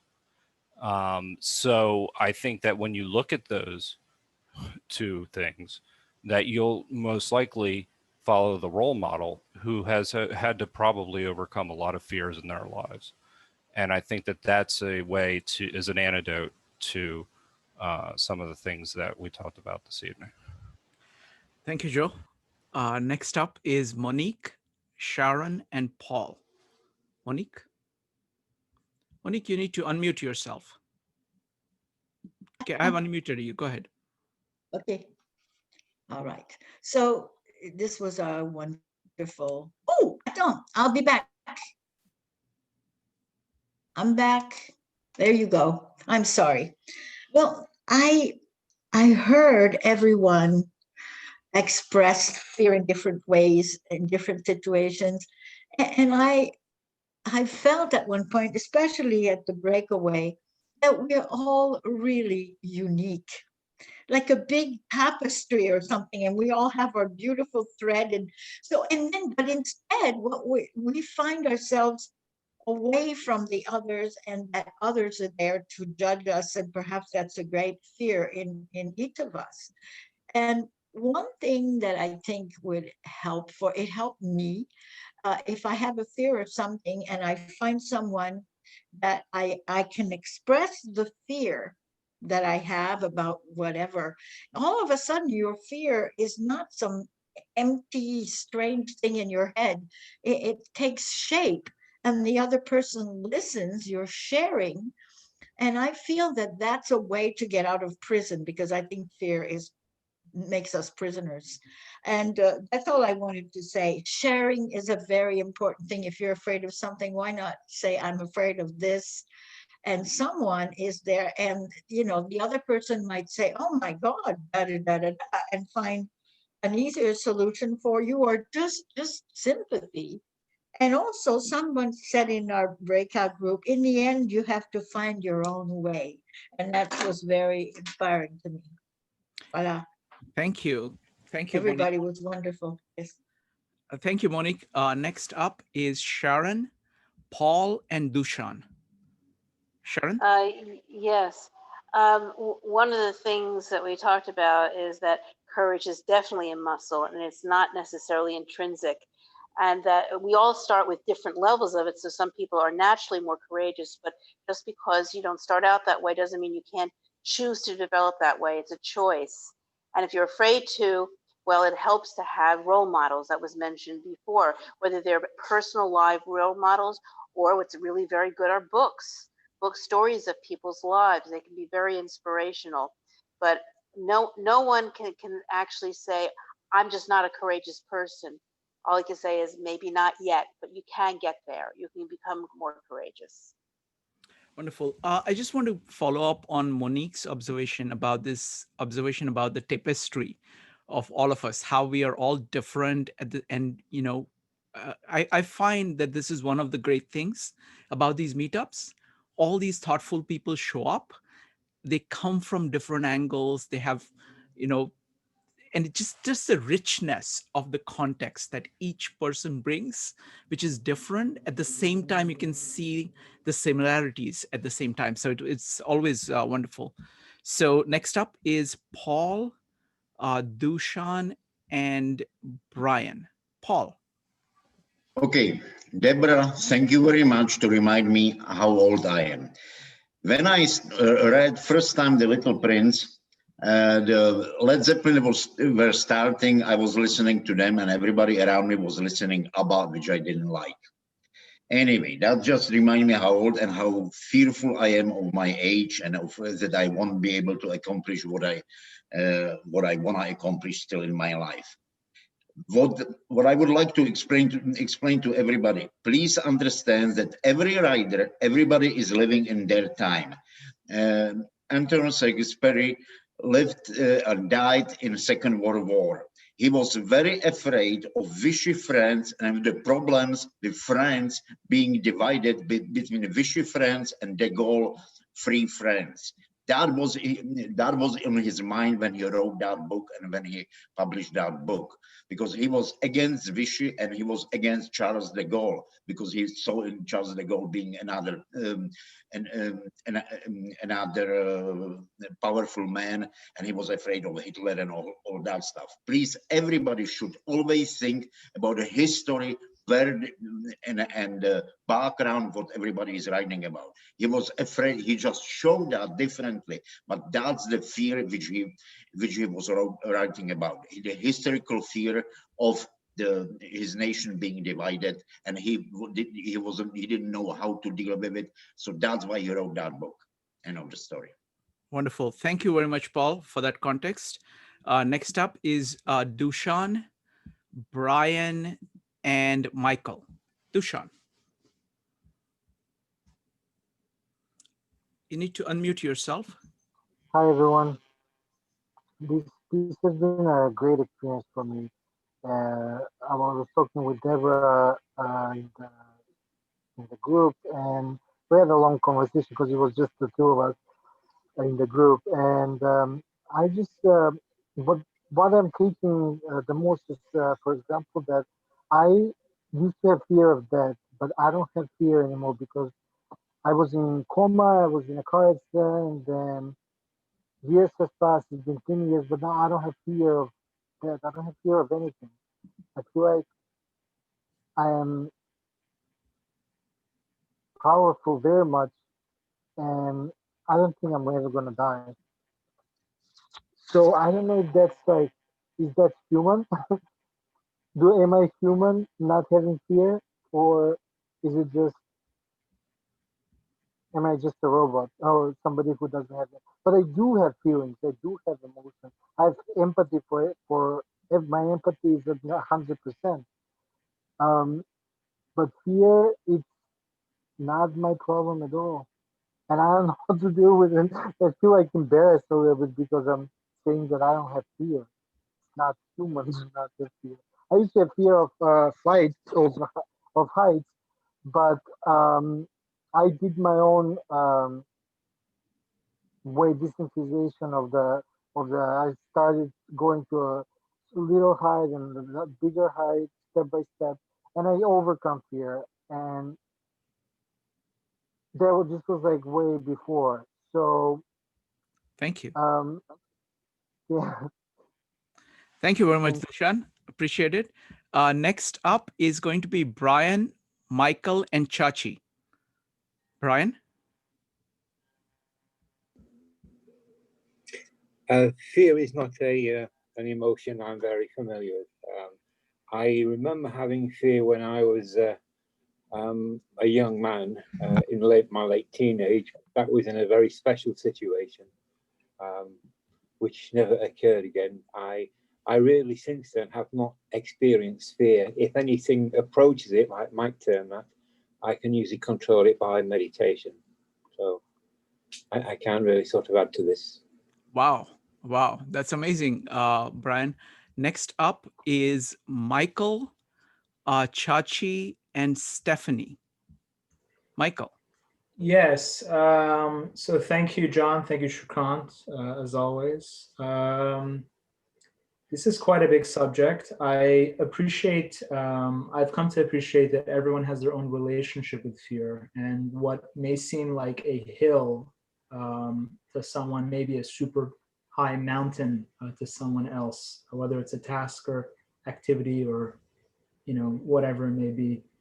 A few different thoughts. I think it's very easy, at least the way I see it. I think societally speaking, we are conditioned for permission. We're afraid of, if we just do something on our own accord without really checking in with our environment enough or at all, that we may end up being the laughing stock or end up in jail if we do something in the wrong moment, in the wrong sort of way.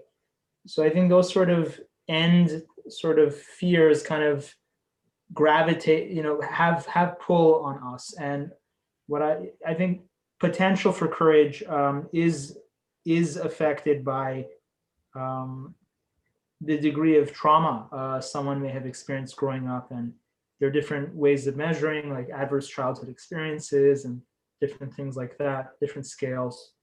But interestingly, those that have deep losses early on in life, maybe a few percentage of them may end up being the biggest doers. And I know someone in my family who had a great deal of loss and ended up becoming a big doer. So last thought is that I think a lot of us, myself included, take comfort in contemplation and achieving a very high quality of thought after rationalizing and really believing that we're right in many different regards, and have a low potential of being wrong when it comes to whatever we're engaging with and giving time to. But that could come at the sacrifice of a great deal of quantity. And I'm coming to realize this, and this is what I'm going to be working on the next few years. Thank you, Michael. Next up is Chachi, Stephanie, and Mike. Chachi? So I think it was Linda that said, when you're brave, you inspire others to be brave, because it made me think of this analogy when, I was a teenager and I played a lot of ball. And every time I went out, I played third base. And I don't know if anybody's ever played third base, but the ball comes at you hard and fast.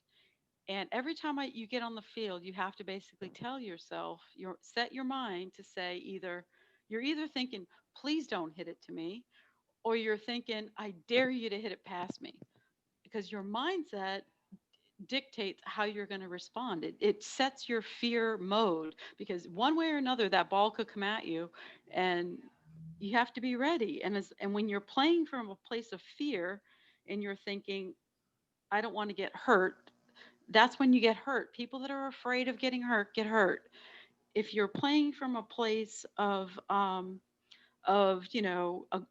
little bit of proactiveness and preparedness, then your bravery inspires others. Someone can make a great play, and that's why you see them be brave, and that makes you want to be brave, because you see somebody do that. And how we all, at the end of the game, we would see who was the dirtiest, who sacrificed the body because they were really playing hard and they weren't afraid.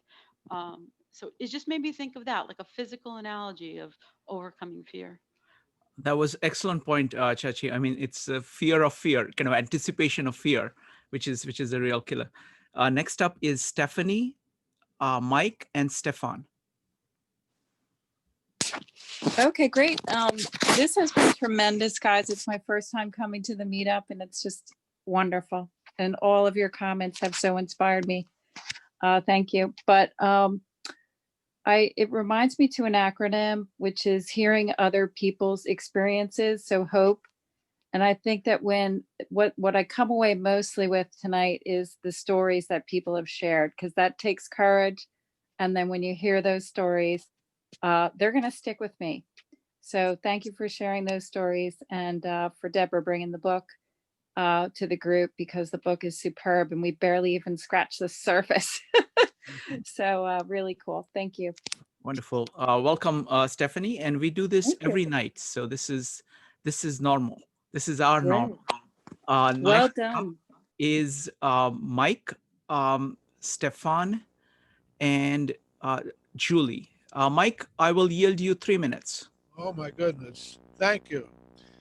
Continuing along the tapestry path, everything we learned today applies not just to individuals, but to groups of individuals.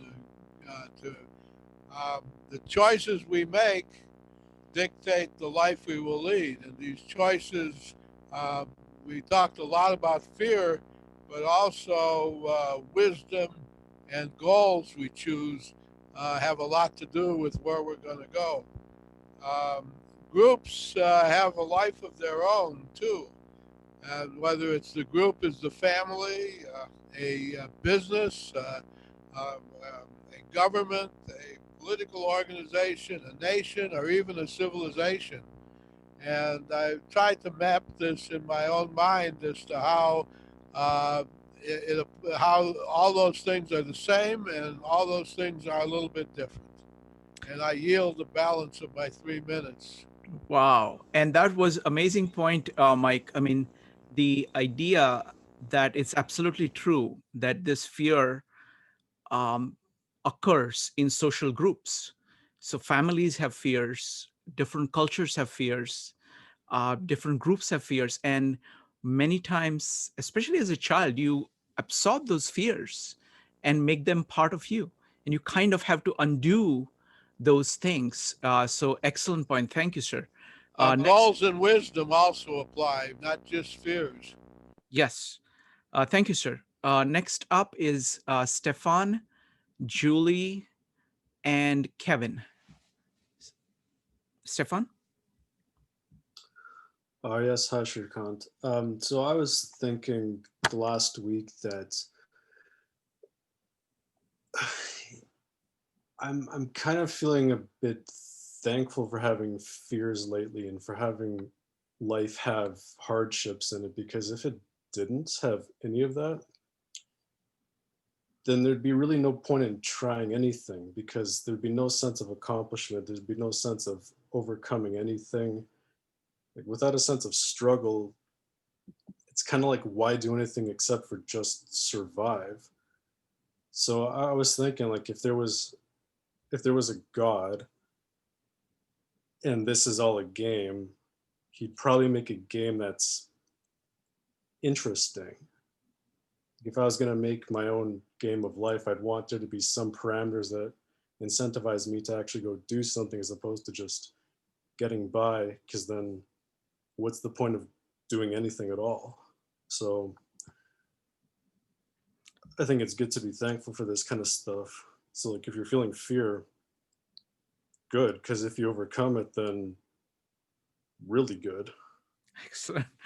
Thank you. Thank you, Stefan. I think it's kind of, at the objective level, I think, firstly, again, I want to make the point that evolutionary, we need fear. We need negative emotions in order to live.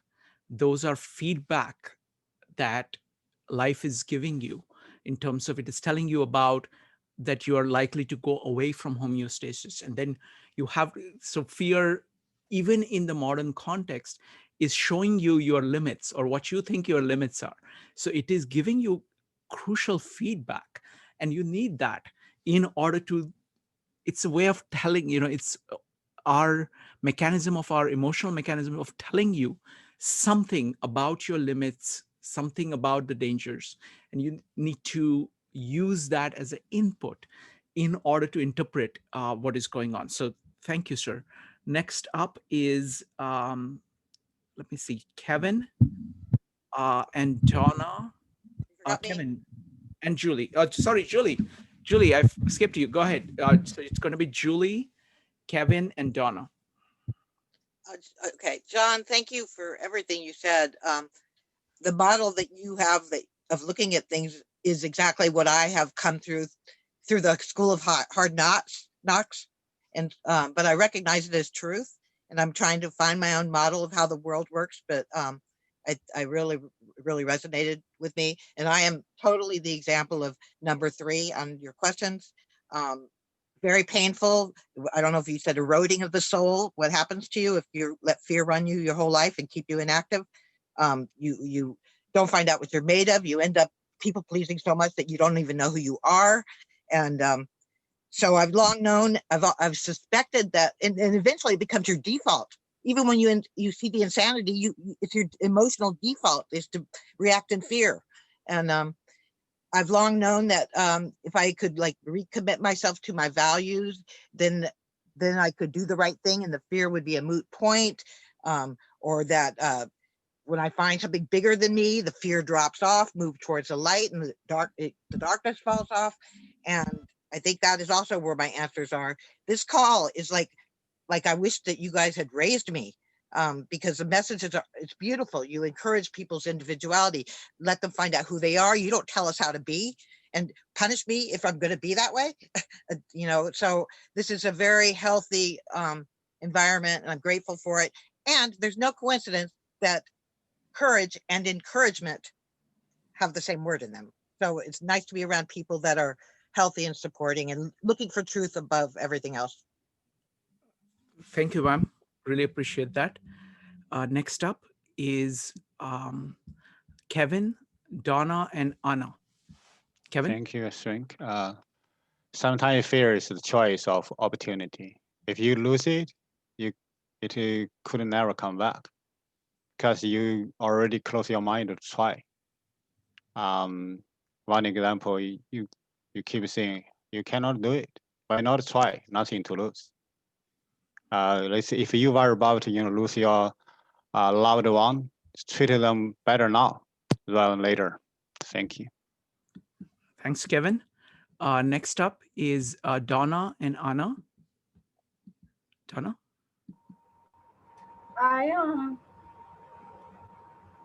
I find when I am not loving that I am fearful.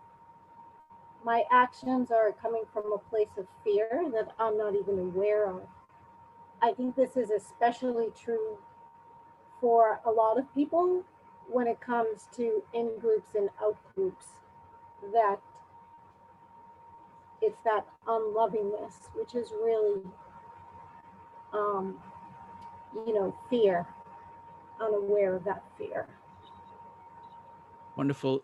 Donna, I think that's a very deep point. I mean, I think you really have motivation by fear or motivation by love.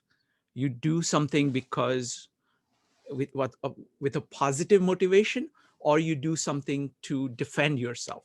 You're either trying to kind of go and get something, or you're trying to kind of, huddle up and kind of protect yourself. So I think this distinction between motivation by fear versus motivation by love is a fundamental one. Thank you, sir. Thank you, ma'am. Next up is Anna. Okay. So let's now, I don't know if I've skipped somebody by mistake who did not want to be skipped. If I've done so, you can go ahead and type exclamation mark and I'll come to you. Otherwise, John, any closing thoughts, any thoughts on anything that anybody has said? Go ahead. Yeah, so I wanted to leave everybody with a metaphor to think about. This actually came up from Mark in our breakout discussion. The second point, actually the first point that I brought up in this, in that paragraph that I highlighted, the seeds sleep in the secrecy of ground. We were able to connect a new metaphor of that being courage. Sometimes you'll have a bigger reservoir of courage than you consciously realize until you are put in a place of necessity, right? Until you have no other option, whether it's literally life or death, or whether the consequences of not acting are so dire that you are forced out of necessity to act. So I think that is something I can leave everybody with, to keep in mind that we always have these seeds of courage that are kind of latent in the surface of our subconscious mind until we are forced to, I guess, come across them through action. Wonderful. All right, so let's take a couple of quick questions. Are you up for it, John? Yeah, a few minutes. Yeah. Okay. So it's going to be Cotton followed by Jean. Folks, keep the questions as brief as possible. Go ahead. Yeah, Cotton? so thank you again, John. This was an excellent, because I have some issues with fear at the moment, making this humongous life decision. But when you said courage is a muscle, it was like another reaffirmation and another way of looking at it. My question is, I consider myself pretty much a courageous person early on in my life, because I was young and I had the benefit of the carelessness of youth. And I feel like you can be more resilient and recover more, etc. So I think the first, say, 20 years of my adult life, I did a lot of fearless things. Like my friends would just kind of like, whoa, look at her, that kind of thing. But then the last 20 years, I've been busy raising children. I need to do more stability things, So even though I wanted to do some things, I stuck it in there, and that was really hard. But now that my kids are all raised or whatever, I get that wanderlust or whatever you want to call it. But since I was kind of being stable for 20, uncourageous for 20 years, I think my courage muscle kind of atrophied a little bit. So, and thank you, this group and yesterday's group. I mean, you guys are talking about fear all the time. So it's like my collective consciousness. But so what do you say about this atrophied courage muscle? How do you revive it, or when you're not as resilient as when you were younger, right? Because you think, oh my gosh, am I gonna do this stage of my life? Do you know what I mean? So that's my question. So I believe the quote is from Eleanor Roosevelt, and it's very simply, do something every single day that scares you. You can compartmentalize your fears, break them down into the particular aspects, and ask yourself why you have that fear, and then design yourself little exercises that you can do in your daily routine, and also track that with some sort of a journal or on paper, whether you executed on that or not, for accountability. And then that was a very, very practical, simple way to, I guess, revitalize that that muscle, if you will. Next up is Jean. Last question. Jean, please keep it brief. Okay, yeah. I just want to concur that courage is necessity, because I know a lot of people, like I heard some people are afraid of going to highway, like a mom, like they're afraid to go to highway because they don't have to. Like I remember I was graduate school student and have to interview and I have to get to highway. The second time I get to highway, I drive from Pullman to Seattle, 6 hours. I have to pass, no call me pass, all the snow covered my, I think I have no fear because I have no choice. I think that's why I think maybe our kids are overprotected. How can we help them to foster that courage? Because they don't have that necessity to have the courage to face the fear. Right. Yeah, I agree. Sometimes you have to deliberately put yourself in situations where there's no plan B, right? It's either surmount or fail, or not even fail. I would say that's even worse. It's surmount or perish, you could even say, in a drastic situation. But yeah, I think it's a very, very constructive and healthy way to look at it. John, another fantastic meetup. So do you want to tell people about what's coming up next Friday?